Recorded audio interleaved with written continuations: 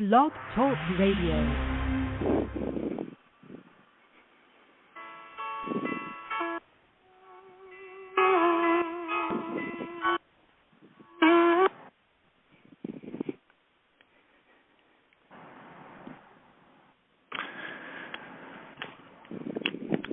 Well, that was quick. A little technical difficulty, it sounds like, on the opening act. But Barbara Streisand, The Way We Were, is this theme song for this great show out of Cleveland, Ohio, the American Sports History Podcast. Yours truly, Mark Mancini, producing it in Los Angeles.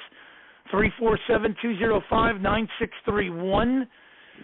If you miss it, 30 minutes goes by fast. We totally understand with 80 of you already on right now. But catch it on blogtalkradio.com/Mancini Sports podcast platforms, wherever you subscribe to podcasts, powered now by Mancini Media. So without further ado, more of him, less of me. Let me lay the red carpet down, put the podium in its place, hand off the mic, the threes come out. Peter, first of all, how are you? Second of all, how can people get a hold of you? And third of all, I've always said when God created women, the world was definitely complete, and you got a nice lady coming in here on this show tonight, my friend. Hi, Mark. I'm doing well. I have a YouTube channel. The channel name is my name, Peter J. R-E-A. And you're absolutely right. Tonight's guest is the Director of Broadcasting and Media Relations Manager for the Arizona Diamondbacks Single-A affiliate, the Visalia Rawhide. She became the first woman to join the D-backs broadcast as she broadcast 3 innings during a doubleheader with the Dodgers. Welcome to the show, Jill Gearin. Thank you. Thank you so much for having me. So, Jill, I'd like to hear about you had a now. One question is A League of Their Own your favorite movie? Probably, definitely, yeah. At least favorite sports movie, I'd say. And you had quite a playing career yourself, playing softball. You want to talk about that?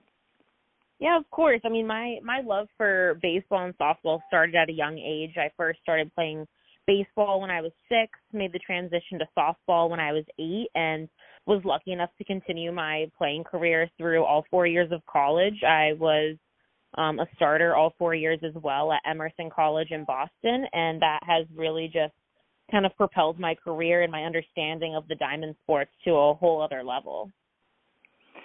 And so did you you wish you had been able to play baseball more? You know, it's so funny because I think women's baseball is an up-and-coming topic where I am blanking on the woman's name, but she was just announced as a part of the D1 roster at Brown. But I'm happy with playing softball. I liked having something of my own and being able to find the camaraderie that I had with my softball teammates. But, of course, you know, my dream growing up was to play Major League Baseball. That just wasn't really something that was going to happen for me. Are you still playing softball? No. I coach a little bit here and there. I'll do some private lessons and volunteer at a local little league, but my playing days are over. So this is really something. You've got this. I'm impressed. You're in the minor leagues as a broadcaster, and the Visalia Rawhide. How long have you been broadcasting their games? Single-A ball. 4 years. My first day there was in January 2019. And so you want to talk about that experience? Yeah, absolutely. I mean, I was really fortunate to get this opportunity almost right out of college. I graduated college in May 2018 and moved to Visalia in January 2019. That really rarely happens, but I heard rumors that there was an opening in Visalia, and I happened to know the director of baseball operations there. His name is Julian Rifkin. He's now one of the general managers, but he actually went to Emerson, and he played baseball. Well, I played softball. He was a senior and I was a freshman. So I reached out to him. He said, I'll put you in touch with at the time, general manager, Jennifer Reynolds. And the rest is history. So it was a really spectacular way of me getting my foot in the door. And networking is truly everything in this industry. And since then, it's been a lot of fun, a lot of learning moments, but it's been great. Do you have a broadcast partner? Oh no, all 9 innings by myself. And where are the games played? Where is it all in California? So the Rawhide are a part of a league called the California League. So we go as far south as Lake Elsinore and as far north as Stock, San Jose. Visalia is smack dab in the middle of California, so it's a pretty easy commuting trip where the longest bus ride we have is maybe 4 or 5 hours. So it's been great, but all of the home games are in Visalia at Valley Strong Ballpark. Do you travel on the team bus? Yes, in 2019 I didn't. They didn't want the broadcaster to travel because I was still a part of other operations, like marketing and whatnot, where they didn't have me travel. But on weekends, I would just drive and pay my own way to go call games on the weekends. But then in 2021, I did travel full time, and I'm on the bus with the guys. Did you have any broadcast experience before you started working for the Visalia Rawhide? Yeah, a little bit. I mean, I went to school for this. I majored in broadcast journalism with a minor in sports communications. I did a little bit of broadcasting throughout college, but softball really was a main priority for me, and that's kind of difficult when you're playing softball because all of our games are the same day as the baseball teams. But I had a really amazing internship with the Boston Red Sox in 2018, which really helped me get my career on track.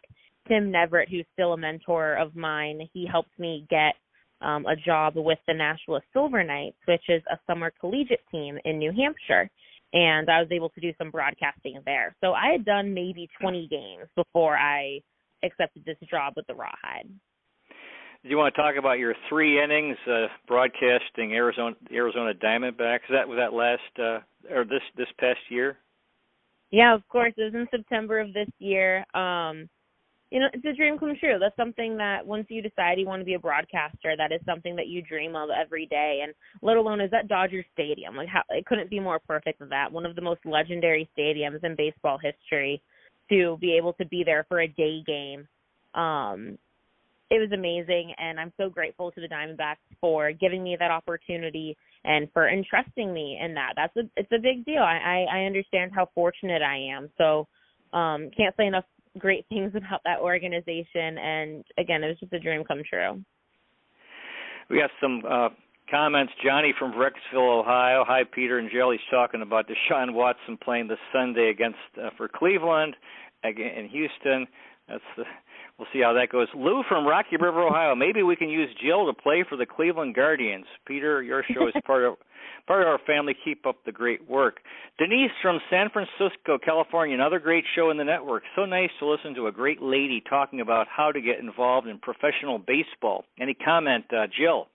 Yeah, I mean, it's really nice to, first of all, thank all of you for thinking that I'm great and talking well, but it really is nice to just be able to tell my story and maybe give some people an insight into what it's like to be a broadcaster or to inspire someone who wants to do something like that. It's always nice to have that opportunity and have that platform. So how does it work in terms of, there's a lot of broadcasters, minor league broadcasters at the different levels. How does it work in terms of, and being promoted to AA, AAA, and then the majors? How does that work?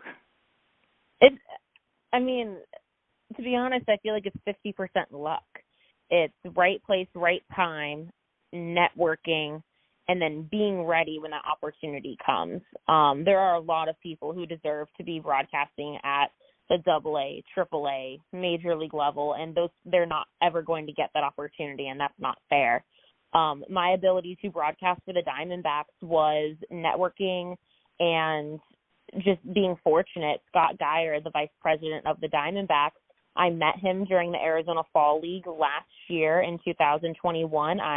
We had emailed a little bit back and forth, but I said, please, I'd love to meet you in person while I'm in Arizona to lunch. He showed me around Chase Field in Phoenix, and then he told me he wanted to bring me on the broadcast. We kept in touch throughout the year, and he said, I think this day is really going to work, and I want to make this happen. So obviously I'm just fortunate to be in that position. but networking is such a big deal where a lot of the times these job openings aren't posted online. You just have to know that they're open, and you figure out that they're open through networking, through people thinking of you. So it's tough. I'm not going to lie. It's really disheartening sometimes when you're looking for other jobs. Alan from Cranston, Rhode Island. Hey, Jill, who was your mentor to get you in this?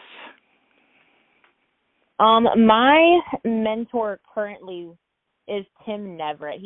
There's so many people who have helped me throughout my career, but Tim Neverett is someone that I feel like I owe my career to.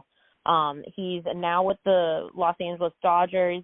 I worked for him with the Boston Red Sox, and he really just put me on the right path. He said, you need to go make a reel. Here's a team you're going to go broadcast for. When I told him about the Rawhide opportunity, he told me if you were he said son because he has 3 sons and one of them is also a broadcaster. He said, if you were my kid, I would tell you to take this job.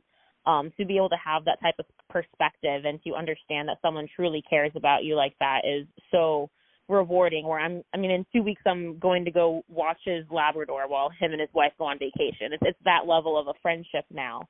So he's really been my mentor. But as far as inspiration to go into broadcasting, it's Don Orsello and the late Jerry Remy. Nesson Broadcast. When I was growing up, I would have the broadcast on while doing my homework, and they just had so much fun. The idea that you get to talk about baseball with a close friend and just laugh sounded like the perfect job opportunity.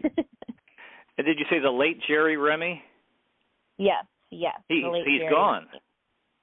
Yes, he passed away. I believe it was this year, actually. He passed away. Oh, I'm so sorry to hear that. I remember as a ball player back in the 70s, tremendous player. He's had a long battle. What's that? He had a long battle of cancer, was a long-time Red Sox broadcaster, too. Right. Oh, okay. Interesting.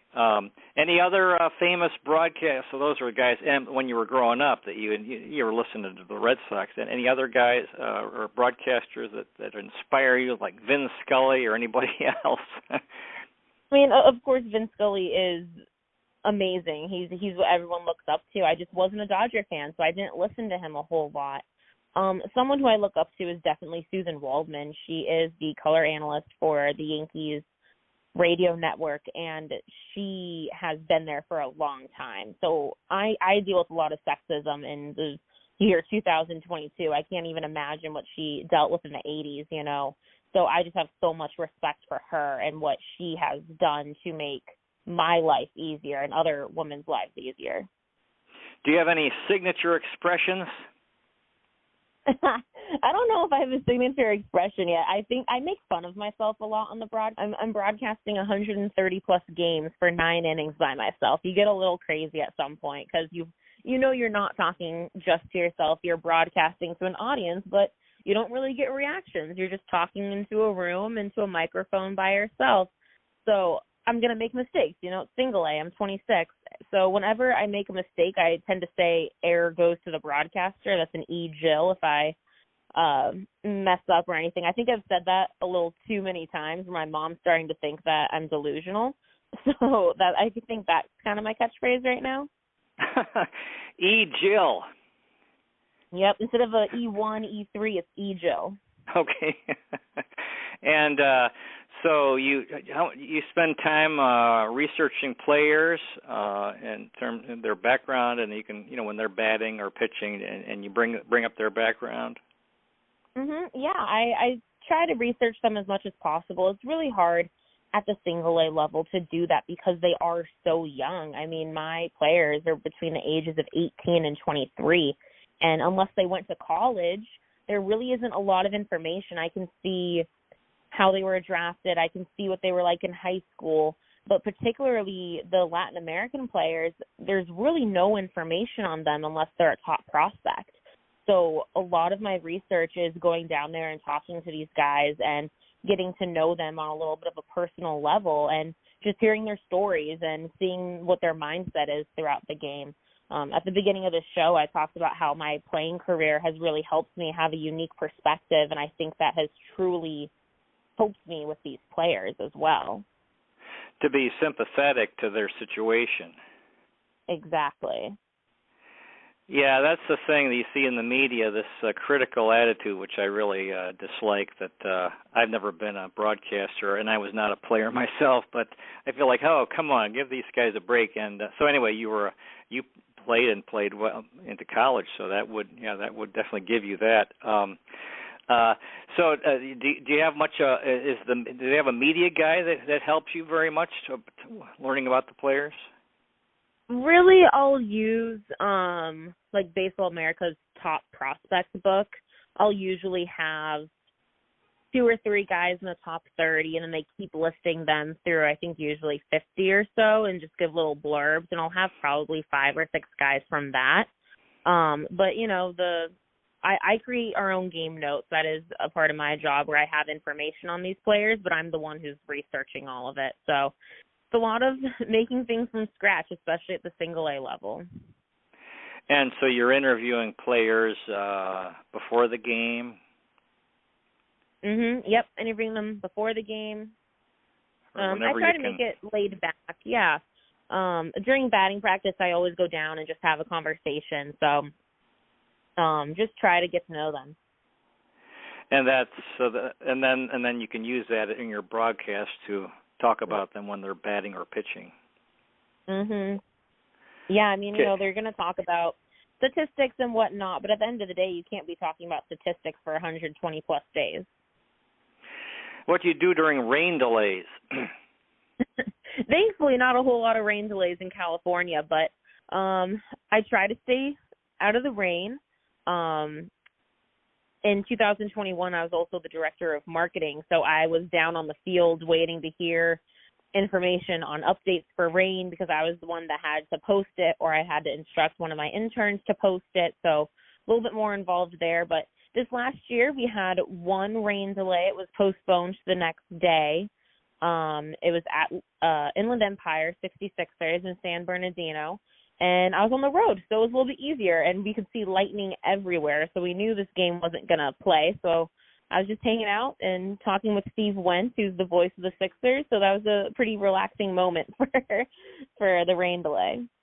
Are there any other women broadcasting single-A baseball?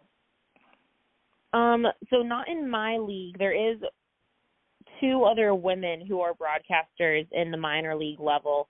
Emma Tiedemann, she is the AA broadcaster for the Red Sox in Portland.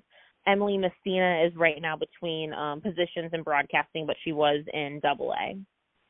Has there been a AAA woman broadcaster? I don't believe the voice of a team. I've done a few AAA games. Emma has done a few. Emily has done a few. And there's one woman named Elise who does a few games in Iowa. I think she does color commentary. Do you interview players on the radio, like after games? It's a little bit too complicated to do that with the situation that we have in terms of technology, where we don't have wires going down to the clubhouse that I can do that. If I want to do a post-game interview, it's just going to be through my phone, and I'll be posting it on social media or for the game the next day. What else can you tell us about 4 years? What have you learned in those 4 years? How do you think you've gotten better?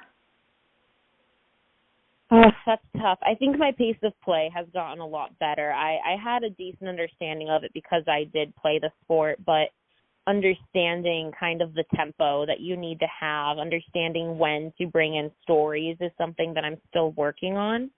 But I've been able to enhance my vocabulary in terms of saying different phrases where if it's a ground ball to short and he's out at first, I'll, instead of saying every single time the throw's in time, instead I'll say something like, they got him, there's one away. Just so many different ways to explain the same play, because you're going to see a ground ball to shortstop thousands of times during the season. So you need to figure out different ways to do that, and I think that I've gotten a lot better at, and just understanding my role as a broadcaster too, understanding the players and what I guess what they go through, understanding that and being able to then use that to my advantage and knowing how to ask them when I need a favor, if I need an interview, if we need someone to go talk to a high school, just understanding them a little bit better to be able to have a good working relationship. And how do you call a dramatic Visalia home run? It depends. I like to describe the home run. I don't want to just go crazy over a home run and then you see on TV that it barely cleared the wall. You know, I definitely try to describe it. I try to give as much, I guess, build up as possible. But when it's a no doubter, I'll go crazy for sure. And what do you say? Is you say it's out of there, or it's gone, going? Yeah, what do you say? Probably more it's gone. Something of like, does it have the distance? It does. So I think I say like it's gone. I definitely say it's gone way more than it's out of here. And what was the most exciting game you've broadcast so far? The Rawhide, my first year, won the California League championship, and they broke a 41-year championship drought. So That was pretty spectacular. It actually had two big leaguers, now big leaguers, who are part of it too. It went into extra innings, and Geraldo Perdomo, who's now a shortstop with the Diamondbacks, he drew a walk to start off the bottom of the 10th, who is a center fielder in the Diamondbacks organization now, hit a double to drive in Perdomo to win the game and break the 41-year drought. So it was pretty spectacular to see two 19-year-olds do something that teams haven't been able to do in 41 years, and now they're in the big leagues. Do they have playoffs? Is it the top four teams in the playoffs? How do they do it? A little bit different. So we have a North and South division. The North two best teams play, and then the South two best teams play, and then whatever team comes out of that goes to the championship rounds. But it's not the best overall record. You have a first half and second half champion because in every single minor league team you have so many transactions. I will meet 100 players in one season because there's so much movement. So in the first half of season, the team with the best record makes it to the playoffs as one of the teams in the division. And then in the second half of the season, the team with the best record of that portion of the season makes it to the playoffs. So a little bit different than Major League Baseball, but it makes sense when you think about all of the transactions. What's the attendance capacity where the Rawhide play? There's about 3,000 seats. It's a small ballpark in terms of seats because it was built so many years ago. We've had professional baseball in Visalia for over 75 years now. So small capacity, but you're right on the field where you feel so close. In fact, it's technically breaking regulations of how close the fans are to home plate. If we built a new stadium, we'd be much further back now. Do they do promotions? Oh, yeah. Every day is a promotion. We have a day of the week promotion, whether it's 2-for-1 deals or bring your dog to the park or All-American Saturdays where veterans get discounts. It depends, and then we'll just have these kind of random promotions throughout the year, like Girls' Night Out. We have Adaptive Athletes Night. Just so many nights, so many promotions. If you come to a ballpark and there's no promotions, that was deliberately planned, and it's called Nothing Night. So minor league baseball, there is always promotions. Bobblehead dog giveaways? Oh, yeah. I don't think the Rawhide have announced the promotions for this coming year, but there will be some big bobbleheads soon, so look out for that if you are a Rawhide or Diamondbacks fan. But in years past, we've done a Richard Torres Jr. bobblehead. He's a silver Olympic medalist. In boxing, we had Derek Carr bobblehead this last year. We did a replica giveaway of the ballpark. We've done a pennant championship. We've done a replica of our championship ring giveaway. I mean, just so many different things over the years. And between half innings, is there entertainment on the field? Entertainment on the field, on the video board. The best entertainment on the field that everyone loves is knocker balls, which are these massive inflatable balls, and you put one person in each one, and they run at each other trying to knock each other over. So big deal for that. So let's see. That sounds minor league baseball. So you probably are really enjoying yourself. Oh yeah, it's a good time. I mean, I get to be around baseball all day, and it's really rewarding to feel like I'm a part of a team. That's something that I missed when my softball career ended, and I think that was a void that I really needed to fill, and I'm so happy that broadcasting and being a part of a minor league team has helped me fill that again. And you said 100 players might pass through in 1 year, the Rawhide? Yeah, probably minimum 70 to 75 players pass through.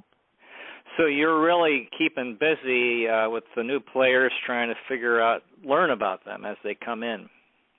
Yeah, towards the end of the year, it's tough after the draft where it feels like we just get new guys every day, and I can never tell them apart anymore, and it's tough. But again, it's a lot of fun. So when you get the lineups right, and then the substitutions. Must be getting help about like if it's a new guy who's batting and.